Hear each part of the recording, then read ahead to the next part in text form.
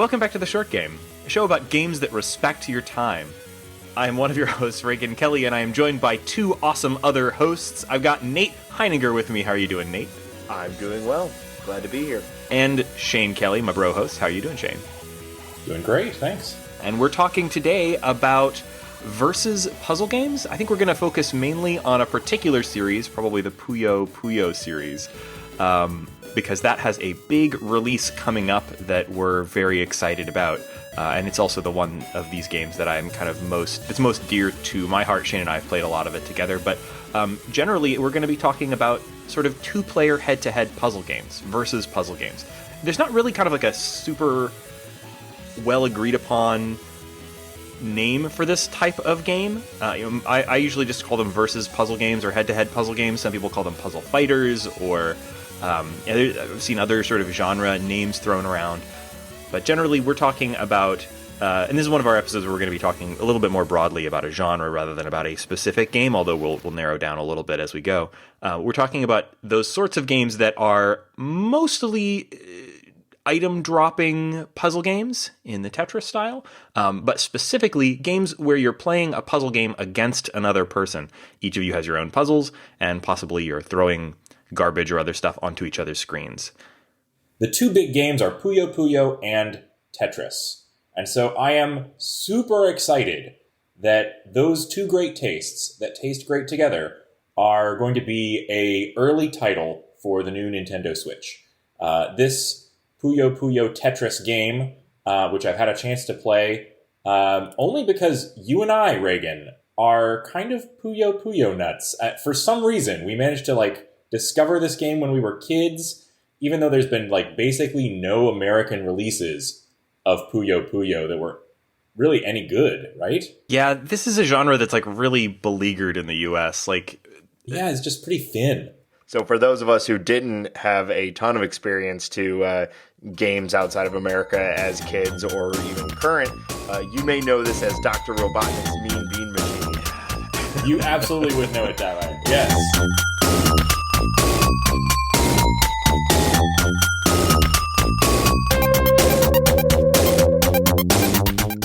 Which is not necessarily a great game, but is actually a game that I played a ton of when I was a kid, because I was a Sonic fiend, and if it was Sonic branded, which this is basically a Puyo Puyo reskin to Sonic characters with some subtle changes, but that was my big experience to these games.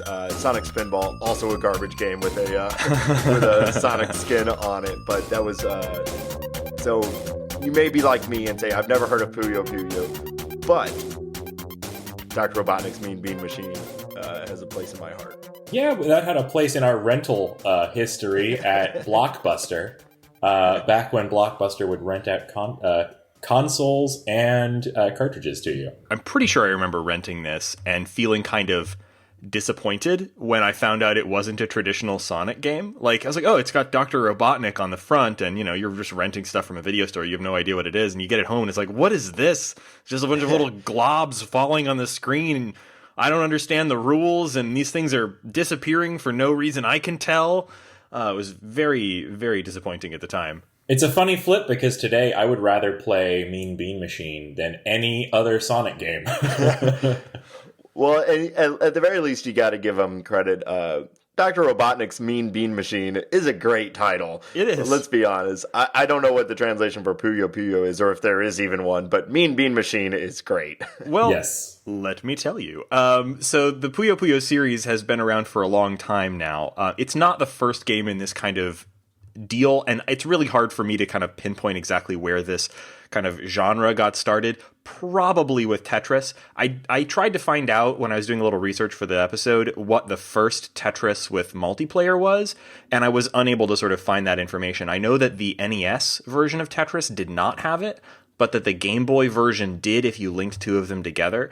And or at least the NES Tetris from Nintendo didn't. Actually, the Tengen one, which is really rare and was unlicensed, that one does have multiplayer. So I'm not really sure when multiplayer head-to-head play came into the Tetris series. Dr. Mario has it, but I don't think the Tetris one for NES does. But anyway, that style of play started getting a little bit more popular, and there were a ton of Tetris clones hitting the market in the like mid 80s or early 90s. Everyone wanted to make a game that was the next Tetris. Yeah, like Candy Crush clones on the App Store today, which is really to say Bejeweled clones. Maybe Snood clones? Snood, I was going to say some names Snood. out there. Yeah, all of which in a way can all draw a line directly back to Tetris anyway. And the Puyo series is one of those. The first game, just called Puyo Puyo, was something that you would really look at today and think this is a rip-off Tetris clone, or not clone, but it is very it's different in some puzzle elements, but really just trying to ride the wave of Tetris. And it has a weird theme. So if you look at the Puyo games, they actually have a pretty consistent visual style throughout. These little globs called Puyos are falling from the top of the screen. Yeah, they look kind of like the slimes from the Dragon Quest series. And that's not accidental, because the series, the characters and the art of the series is all based on... the Puyo series was originally a spin-off of a series of RPGs for the MSX computer in Japan. The game that they're based on was called Mado Monogatari 123. And Mado Monogatari 123 was a Dragon Quest clone, and it was a real clone, down to the fact that it had enemies called Puyos that were really identical to the slimes in Dragon Quest. And the first Puyo game was a spin-off from that for the MSX, and later for the Famicom Disk System, I think. And then they partnered up with Sega to do a release for it for arcades. God, this is a bizarre secret history of the Puyo. Yeah, I know. And so that arcade game ended up focusing almost entirely on the two-player, which was, I think, what caused it to be a really big hit in Japanese arcades. And so the first Puyo game was a big hit and was ported to a bunch of different stuff, and it's the one that people in the States are most familiar with.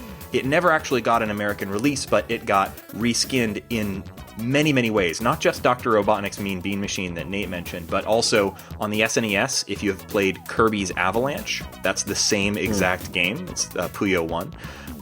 If you had a computer, a Windows PC, or a Mac, you may have played it in the form of Timon and Pumbaa's Bug Drop.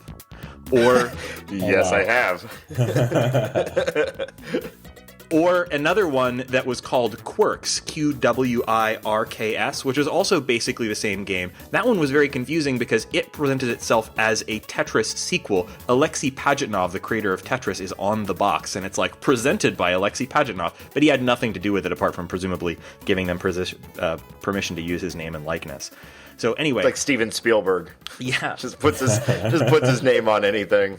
Well, I mean, that's what they were doing with Tetris too. Like, we might talk a little later about some other games that are similar if you like this style, and things like Tetris Attack wasn't a Tetris game when it originated. It was a reskin of Panel de Pawn. So like this kind of game. Yeah, there's a lot of cross-pollination in the puzzle game arena. Like people like grab a little bit of this and a little bit of that, and if you've got colorful elements that you're moving around or dropping into a grid, then you can basically harvest these game mechanics from a history of video games that goes back to the origin. Yeah. And so when we look at games like Puyo, we're looking at a game that is a heavily evolved game and heavily iterated game. And the thing that I'm most excited about talking about is this new Puyo Puyo Tetris, because it's going to let you bring all these different styles together and put them head to head.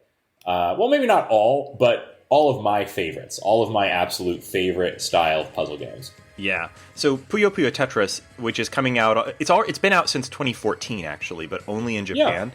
This was something that I'm crazy surprised that this is coming to America at all, because if you know anything about the Tetris series, you know that they have a really bizarre sort of lineage and weird licensing issues, particularly like globally, because and Alexei Pajitnov came up with the game in the USSR, and he had rights to it there, but then because of the Cold War, I guess, and people ignoring intellectual property in certain ways at the time. Lots and lots of different companies made their own games exactly like and even named Tetris. And then after the Cold War ended, and I'm not an expert on all the details here. Hi guys, I created Tetris. It's my product, so you guys that all made money off of it, please pay me. Yeah. And so now there's this situation with Tetris as a property, as a license, where there's different regions in the world where different entities own Tetris. And it's different between Japan and America. In Japan, I don't know exactly all the details, but Sega has the rights to make Tetris games. And in the US, they don't. EA owns the Tetris... Well, I think there's the Tetris company that owns the Tetris brand, and then they license it exclusively to EA for US games, which is why you only see like Tetris games from EA, and they're garbage. Yeah, it's got to be one of the most tangled rights situations for one of the most important names in video game history. Yeah, from my understanding, nobody has perfect IP laws and rights, but the USSR was particularly bad about IP and giving the correct amount of recognition to maybe the person who created the content. And one thing I wanted to say, too, while we were kind of talking about all these different iterations where you're just kind of sticking the name on a game, even though it really doesn't have anything to do with what the original, like Tetris Attack. It's thinking about like game marketing at this time, like the late 80s, early 90s. You didn't have a whole lot of mainstream marketing. A lot of it was what's in the magazines or what do you see on the shelf if you're into games and you go to buy games?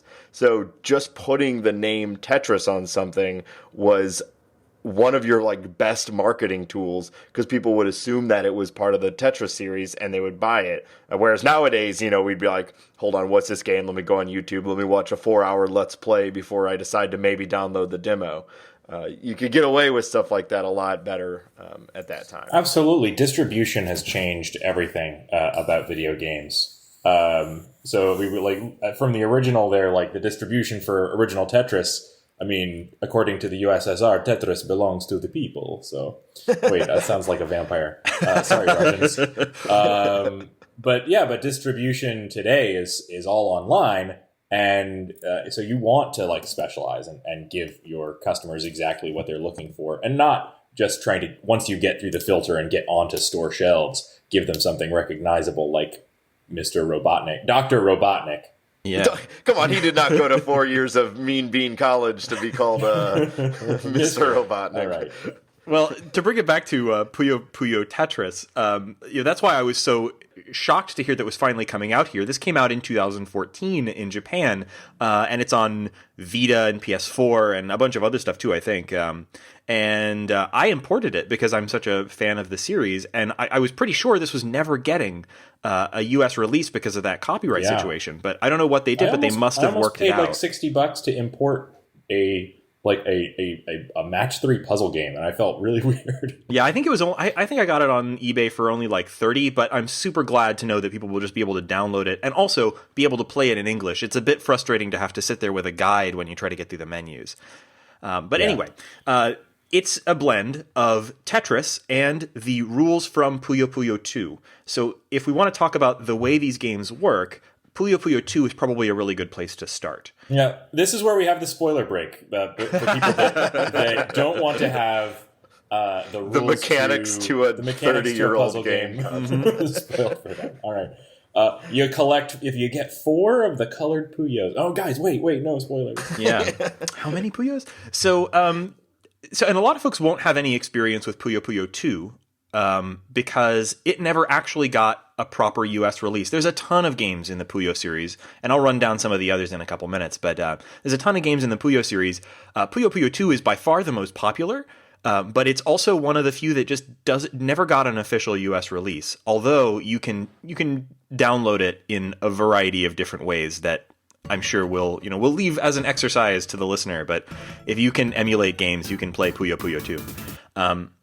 So Puyo Puyo 2 started with the basic mechanics of Puyo 1, and it's really, really similar. It's not a huge departure. So if you played Dr. Robotnik's or something, then you already have the basics.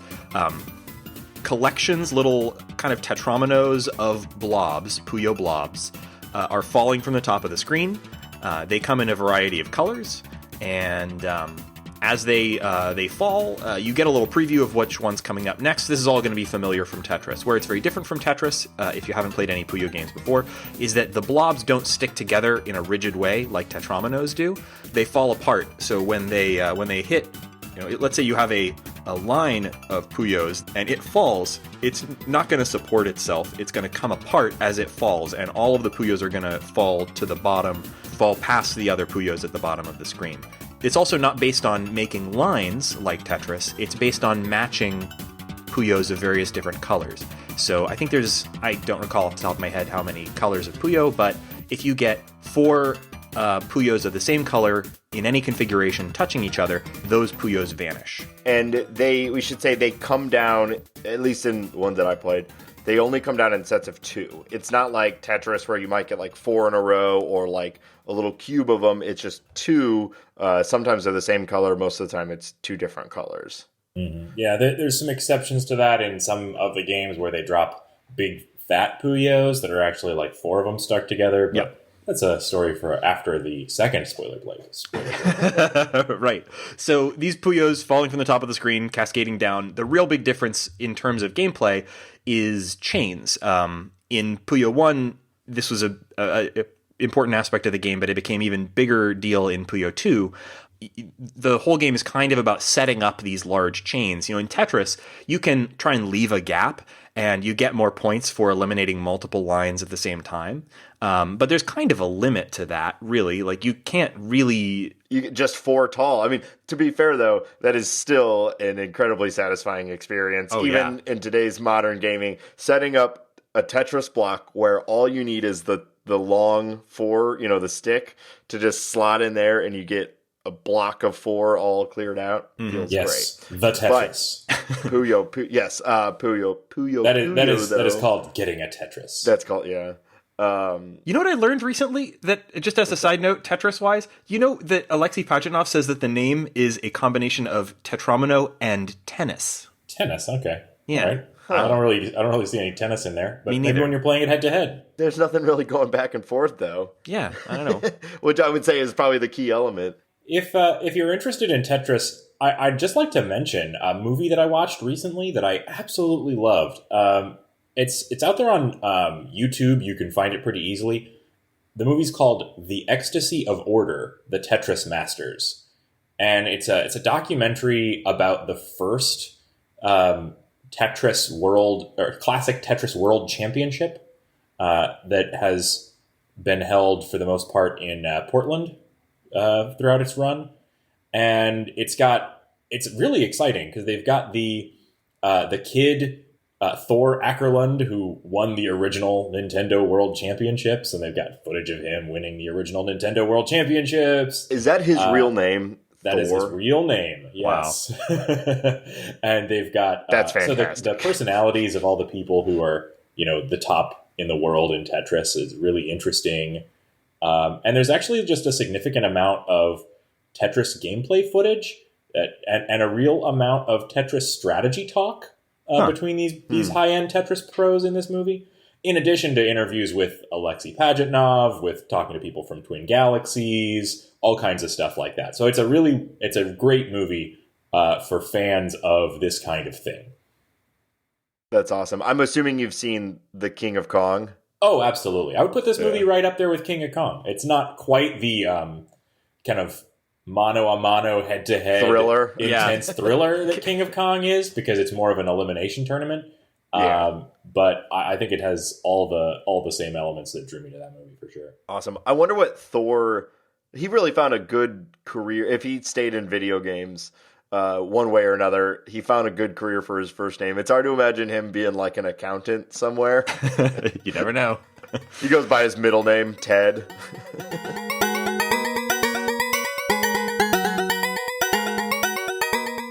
So coming back to Puyo Puyo 2 and its chain mechanic, that's really what sets the Puyo series apart for me. You build up it's kind of a risk reward. You can build up things without matching them in special configurations where then you can drop one Puyo in just the right place and set off a chain that might match 2, 4, 6, 8, maybe more Puyos either all at once or in a kind of a cascading chain, and that's super satisfying and fun to do.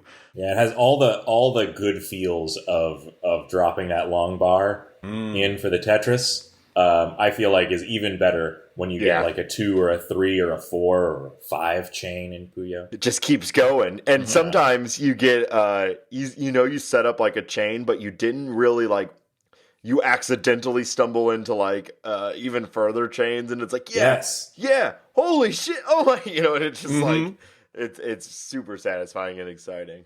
And what Puyo Puyo 2 tweaked that I think made that whole experience of doing these chains even more satisfying is that those aren't just for points. So in Puyo 1, it already had a system called garbage Puyos, where if you did a chain, it would toss garbage Puyos, which are clear, unmatchable Puyos, onto your opponent's board. So you're trying to make these complex matches as quickly as you can so that you can toss garbage onto your opponent's board to make their matches harder to do.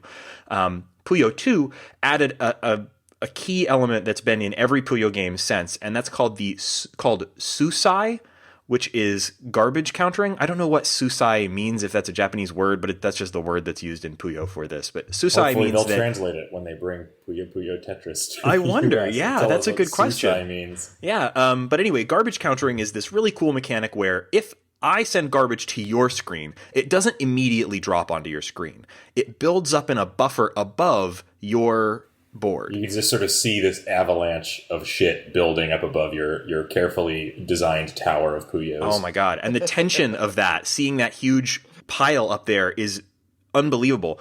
But it doesn't fall until you screw something up. It falls when you drop a Puyo that doesn't do a match or a chain.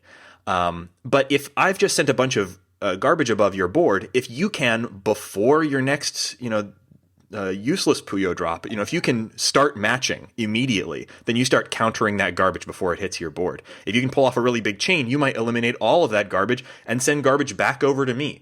So it adds this tension to it that's really cool. And it also means that if you're a real expert, you can just absolutely curb stomp your opponent by just building up this enormous buffer of garbage on their side that they just can't overcome, and then all of it drops all at once and they're eliminated immediately. It's really cool. Yeah, I mean, you already have so much pressure of just matching things. To have this pressure of if I screw up, it's going to make my matching things even more difficult. It's terrifying. It's such a good counter to the flow that you get into in this game. And to have just a wall of garbage dropped on all of your carefully laid plans is awful. I don't know how else to put it. And you have to kind of start over to clear through the garbage and hopefully send it back to the other player, who's probably, if you're playing in the same room, laughing their ass off because you just had a whole wall of garbage dropped on you. And one of the nice things about it is that even if you do get a pile of garbage dumped on your carefully made stack of Puyo, if you have in fact made that stack of Puyo carefully, it's very easy to clear the garbage, because if you can just make a few matches and the any garbage Puyo touching the match will disappear. And a lot of times that is actually a really effective way to set off a chain. So I think it's a game that's a little bit swingy. Things can go really hard in one way or another. But that's a master level Puyo strategy right there. Thanks for that hot tip. Yeah, I'm gonna try and keep the hot Puyo tips to a minimum, because I'm actually not any good at Puyo. Yeah, that's something really interesting about this. I consider myself okay at this game, but I have seen it's fun. Play. It is. It's super fun. I've seen play on a level that I cannot even begin to approach. Now you say that about every game I play. And this is a short game. It's not like I pour hours and hours into... Wait, hold on. I have this... I've just got this nightmare scenario in my head of walking into a room when you two were children, identical twins, playing a Japanese import game, just screaming at each other, can't tell which one is which and what's going on the screen. If I was your parents, I'd just like close the door and walk away. That's basically what happened. Yeah. So I actually got into this series with Puyo Pop Fever, and that was one that got actual wide release in the US. Yeah, it came out for the Game Boy Advance, right? That was the one we got first? Well, no, I think that the first version I played was the Dreamcast version, I think. Maybe? Pretty sure it was the Game Boy Advance version. You may be right. I'm not sure. Would have been around the same time. Yeah, or maybe... So I know I played it on the DS. Anyway, I'm not even really sure. I definitely emulated Puyo 2 as well, so I don't know if I came to that first. But anyway, it doesn't really matter. I'm not going to go through the whole history of the Puyo series. There's a lot of games in this series. If you want a really interesting little deep dive on every game in the series, Hardcore Gaming 101 has a great article that kind of summarizes them all, explains the changes that happened between games and how the series evolved. It'll also tell you which games came out on what platforms. So if you want to play one of these on a console, you can just glance through that list. I really, really like the Saturn version of Puyo Puyo 2. It's a very cheap import if you have an SNES and you want to play it on a console. There have been a bunch of other games. Puyo Pop for GBA got an American release mysteriously. It's just called Puyo Pop. This was in a lot of the US releases were called Puyo Pop rather than Puyo Puyo until recently. And Puyo Pop for GBA is basically Puyo Puyo 2 with a story mode. So it's a good place to start if you want a portable version. The Nintendo DS version of Puyo Pop Fever is also very good. It's out on GameCube. Puyo Pop Fever is really different. It has all the same stuff from Puyo Puyo 2, but it adds this fever mode that's pretty neat. There's a gauge that builds up when you deflect garbage, and then if you build that gauge up all the way, you drop into this special fever mode where it gives you little preset puzzles that are kind of like little mini pre-designed things where you can drop one or two Puyos and set off a chain. And if you can do that very quickly, then you can win a match really quickly. I don't actually like Fever mode, but it's a nice twist. Yeah, I like it. I think it's a good cure for the swinginess that the garbage introduces. Maybe, yeah. It's an interesting tweak, and Puyo Pop Fever was the version that probably got the most wide release in the United States. It was on the GameCube, the Dreamcast, the PS2, the Xbox, the DS, and it's since then come out on 1,000 other platforms as well, although most of those other ports haven't gotten US releases. I'm trying to think of other games that we've covered for this show that are like head-to-head competitive games. We've done a lot of cooperative multiplayer games, but have you done any? Yeah, Towerfall. Yeah. Nidhogg. We've done Nidhogg, of course. Did we do an episode on Nidhogg? We're going to have to do one on Nidhogg, too, when that comes out. Oh, yeah. Pretty yeah, sure, absolutely. Yeah. Yeah, Nidhogg 2, man. Not to sidetrack for too long, but like, what a weird art style. I didn't like it at all. I still don't. I do not like the art style that they've gone with Nidhogg 2, and I was like really down on it. But then I played it at Day of the Devs, and I was like, oh wait, this is super fun. So yeah, I think it's still worth a look. Awesome. I think also right now would be a good chance just to get your guys' opinions on the Switch. I think it's the big topic in video games right now. If I remember, both of you have pre-ordered? Yep. Yes. All right. So I guess that's enough of an opinion. I'm the kind of guy who, when I see something that I know I really am going to enjoy, I just go right for it. That's why I went for the PS VR and pre-ordered that, and I feel like I've had a great time with that. I skipped out on the last, on the Wii U, just because I really wasn't sure about that as a console. Good move. And it turns out that it was a pretty good move. It's had the fewest games come out for it of any Nintendo console ever. I think the Switch is really going to be something special. And I think for a few reasons. First, I think that the design of the hardware is looking really good. And now I've yet to have it in my hands. If I pick it up and turns out the rails are mounted the wrong way and the screen falls out the first time I use it, that would be a problem. I'll maybe try and hawk it on somebody else. But I think the hardware looks really good and innovative, and it's all the good things that I like about Nintendo's innovation, like unique, interesting ways of controlling your video games that kind of still have a good experience with the classics. I just also think that the new design that makes it portable and shareable, that sort of these weirdly named Joy-Cons, that really makes sense to me when they started talking about it in terms of share the joy. And I am a huge fan of cooperative games, right? And I'm also a huge fan of games like this that are a little bit more head-to-head.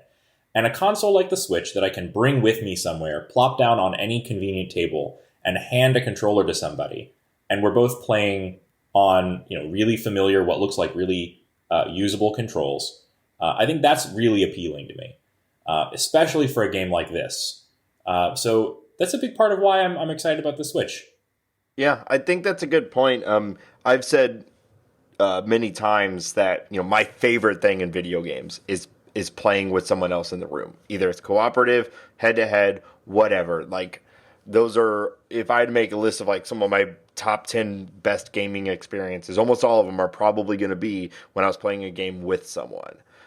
So the concept of maybe being able to bring the Switch somewhere and bring the experience, to someone's house that maybe doesn't have games, or even like to work or something, is definitely appealing. We should say this show is not brought to you by Nintendo. Yeah. I have skepticism about a lot of things about the Switch. My biggest skepticism about it is just whether they're going to be able to attract the kind of games I want to play. The constant Nintendo problem. Yeah. Well, they're going to be able to attract Nintendo first-party games, which is an advantage that no other console can possibly have. That's true. Basically the only thing that could sell me on a handheld console at this point is the Nintendo logo on it. Well, I don't know. Like, you could say a lot of that about the Wii U, and yet it didn't really work out. Like, there were some good first-party Nintendo games on the Wii U, but it ended up kind of crashing and burning. And I worry when I look at things like 1-2 Switch that I just don't see who that's for or why it would appeal to almost anyone. It just doesn't make any sense to me as a game concept. It just looks unfun. Particularly as a full price, like $60 game that just... Yeah, I think there's maybe something to be said about that. I think they're trying to capitalize on the excitement of new hardware. Yeah. And that's fine. I think that the price on things like 1-2 Switch that are a little bit more gimmicky will go down. We've seen that happen with things like Wii Sports in the past. I think it should have been a pack-in. They should have had it some kind of pack-in with these things. It should have been a pack-in like Wii Sports, probably. But there are definitely games that I think are going to command a higher price on the Switch just by virtue of the fact that it is a great shareable experience. And this game is one of them. Bomberman is one of them. Who would have thought that we would have Bomberman, which is another head-to-head sort of pseudo puzzle game? Bomberman. Oh, Yeah, man, everybody I played loves a Bomberman. ton of Bomberman 64. I played a ton. So have you seen the new Bomberman for the Switch? Mm-hmm. It looks I'm excited about phenomenal, it. and it's shareable. It's portable, and I'm just pretty excited for it. It's online as well. I haven't had a good online Bomberman in a long time. Ever? Ever, I think. So In a long time. since the dawn of time. I mean, if you have your Saturn and its Netlink dial-up modem, then you can definitely play Bomberman online. As long as the person that you want to play against also has a Saturn and a Netlink dial-up modem, and it's 1999. As we all do. Yeah. Yeah, the server is up, right? Well, cool. I haven't pre-ordered yet. And who would have thought they would be able to charge $60 for Bomberman ever again, right? Well, but I think what Reagan is arguing is that they shouldn't be. So you can charge whatever you want, Yeah, I'm actually definitely more willing to drop that kind of money on a really good Bomberman experience. What I'm thinking about really is like, when I look at the Switch, I see a kind of a souped up PS Vita. And that's probably because I'm a big fan of the PS Vita, but there's a lot in common there. Like, they are a small portable console with an HD screen, Wi-Fi connection, SD card like storage for games and for downloads. There's a lot in common there, and the Vita didn't go so well, and that was because they had a really hard time attracting third parties to make games on it that were gonna be what you'd consider like a AAA game. So like I don't know whether I don't think Nintendo is going to be able to attract big game publishers to make full-fledged AAA style third-party games on the Vita, or excuse me, on the Nintendo Switch, in a similar way to the way that Sony had trouble doing that with the Vita, because it is, it's not quite as big of a deal porting-wise probably as it was for the Wii U, with its incredibly weird control scheme that you had to take into account, and its weird architecture of being like, 3 Wiis taped together or whatever. But it's I think it's still going to be a challenge. Like, I don't think it's a sure thing. As much as I think the hardware seems like a really great design, I don't think it's a sure thing. But I do think it's going to be a fantastic platform for indie games if Nintendo lets them on it, in a way that works for indie game developers. And that's the same experience I had with the Vita. The Vita was my, indie game handheld machine, but it's starting to show its age. I'm hoping that the Switch is my new indie game handheld machine. Yeah, I'm hoping that too, and I'm seeing numbers in news articles that say things like that there are 100 games now in development for the Switch from 70 different publishers, and that's very encouraging to me. Yeah. So Puyo Puyo Tetris is going to be one of my first purchases on the system for sure, but hopefully it will not be anywhere near my last, so looking forward to doing that. Yeah, so if somebody they just listened to this episode and they want right now, this is pre-Switch release, what's the best way to go and play a Puyo Puyo game?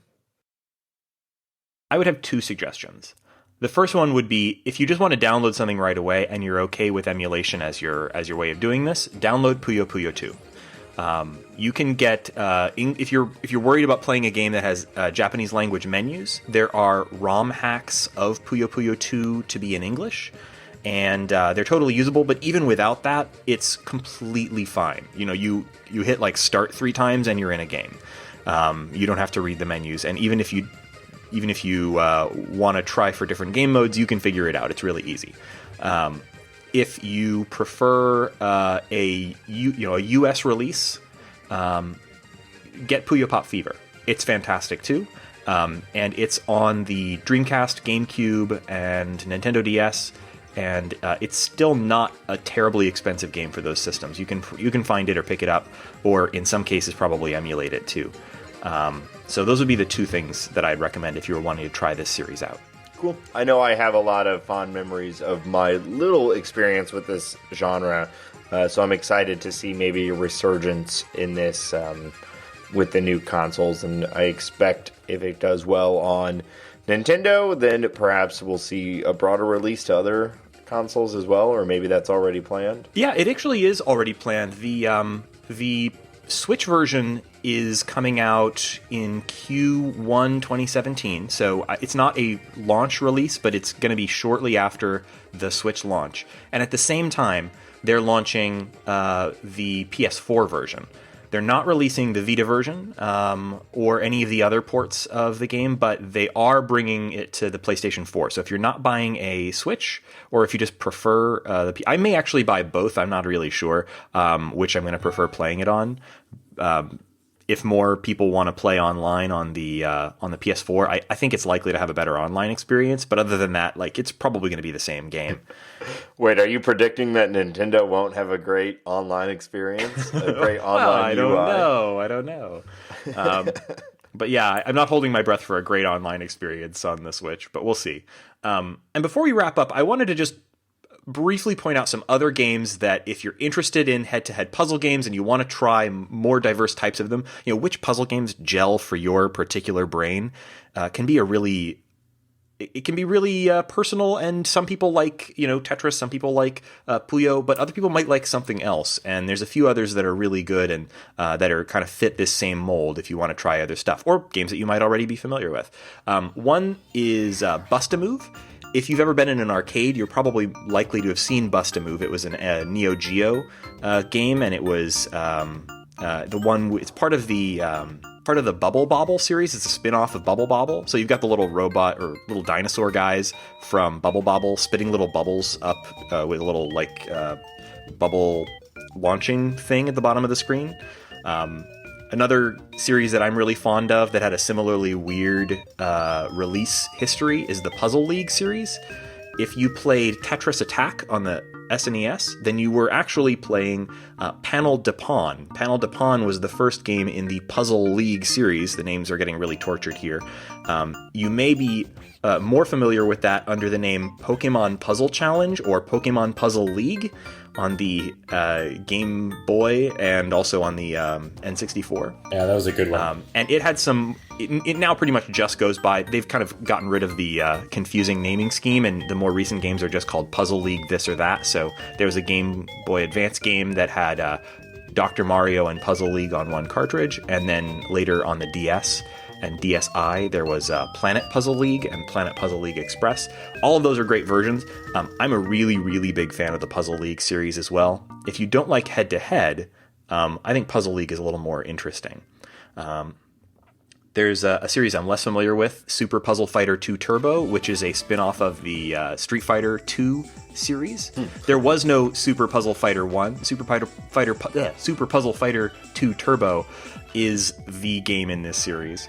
And it's a sort of a spin-off. If it's not confusing enough. I enough. have played it, and I found it confusing. Yeah, that one's really confusing to me. It has characters from your favorite fighting game. Yeah, if you like the Street Fighter characters, that's probably the draw there. But it does have fun puzzle mechanics that some people like a lot. I find it a little more complicated than I like. It has this kind of weird mechanic where things don't automatically disappear when they match. Like with Puyo, they have to touch a matching color crash gem. And I don't know, I just found the whole thing a little bit too complicated. But it's very popular on its own. And there's an HD remake of that's available as a download on the Xbox 360 and the PS3. So if you're wanting something to play on one of those consoles, it's a good one to check out.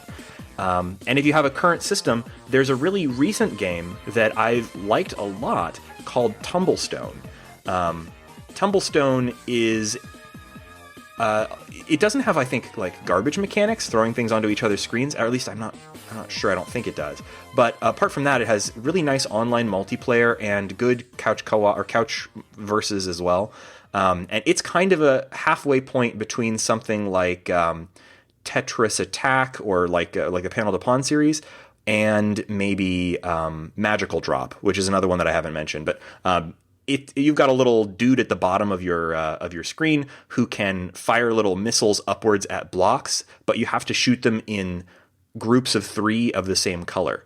And if you screw up, then you have to start over. And it's a race between you and your opponent to clear these boards without putting yourself into situations where you can't shoot 3 of the same color. If you shoot if you only got like one of one color left, you may put yourself in a situation where you're stuck and have to start over and lose the race.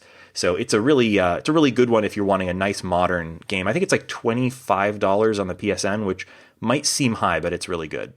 Cool. I mean, we were saying it right out of the beginning that obviously this series has spawned a million series. So it's cool to see the different iterations. And I imagine, especially if the 2 new releases do well, we'll only see more and more and more, or the re-releases for Switch and for PS4. We'll only see more of this. So it's cool. It's a fun little genre. Yeah, this is a type of game that I always play if I have the option, and I'm really excited to see it finally starting to take the leap into sort of being more modern. I think Puyo Puyo Tetris is the game to find out if this is the kind of game for you. And I think there's a few reasons. One, everybody has a little bit of understanding and affection for Tetris. I think that like probably 2 out of 3 people have played Tetris at some point in their life and know the basics of Tetris. And this is going to let you build off of that because you can literally play Tetris and then start to mix in Puyo stuff. So that's great. On the Switch, that head-to-head experience is going to be something unique and an easy way to share a kind of a shareable experience, which one of the best things about this game is how shareable it is. It's very accessible, but very challenging, very quick to play. It's not a time commitment where two people have to sit down all day to beat it. And also, having played it, it felt really fair and balanced, even back and forth between the Tetris and the Puyo when we were doing that. So I just think it's going to be a great experience for people that are interested in this kind of game. Yeah, and we don't really do episodes of this show that are about like upcoming games, but this is an instance where this is an upcoming game for a system that isn't even out yet that I've already been playing for a year because it's been out in Japan and I imported it and it's really fun. Like, this is a polished game. It's really well done, and I absolutely recommend it when the Switch comes out, or even if you don't buy a Switch once it's out on the PS4. Awesome. Well, I will. I still am unsure about the Switch, but also just budget is a concern for me too. But I will certainly be getting it for PS4. Absolutely. That sounds great. And on that, we know what we're doing next. We do. We're going to be talking about Read-Only Memories, or actually, as it's been re-released, 2064 Read-Only Memories. I think I'm going to retitle it 2064 Read Aloud Memories. Because it is one of the wordiest games that I've ever played. It really is. You have to know what to expect going into it because it's a visual novel. I mean, it kind of presents itself as an adventure game, and it has a lot of adventure game stuff. But really, it's really part of that sort of visual novel style of adventure game.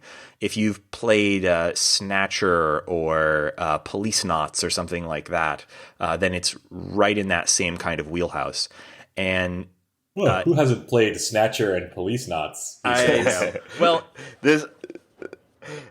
this game is a little bit longer. 8 to 10 hours is what most people say. So that's so we're all in the midst of playing it right now. I've been really enjoying it. It is a lot of dialogue. It's a lot of being told stuff and clicking on things. But I'm enjoying that aspect of it, though. It's a pretty cool character. It's engaging. And I'm glad that we waited until the update in order to play it. We actually got a review copy of the game from the developers when it first came out under its original title, Read Only Memories. And I gave it a shot at that time, but I didn't get very far into it because it's a lot of reading, and I'm a caveman. But adding voice acting to it, which they did recently, really brought the game to life and made it flow a lot better. And we'll have things to say about it on the episode, but if you've been holding off on playing that game, maybe give it a shot and let us know what you think. We'll try and talk about, if you let us know before the episode, then we'll try to read some of that on the show. And if not, we're always happy to hear what people are thinking. And so I guess that's it for this week. Thank you guys for joining me on this episode of The Short Game. I am Reagan Kelly. You can find me on Twitter at ReaganK. That's RayGank. Nate, where can people find you? On Twitter at NateSTL. And Shane, where can people find you? I'm on Twitter at 8BitShane. And of course, you can follow our show on Twitter at _shortgame, or you can go to www.theshortgame.net where we have all of our past episodes and show notes, and there's a contact form where you can let us know what you're thinking. Of course, you can also email us at info@theshortgame.net, or the best thing you can do for the show if you're enjoying it is leave us a review on iTunes. We have a link to that on our website, or just go to iTunes and search for it and leave us a review. We really appreciate it. It's the best way to support the show. And thank you so much for joining us on this episode of The Short Game.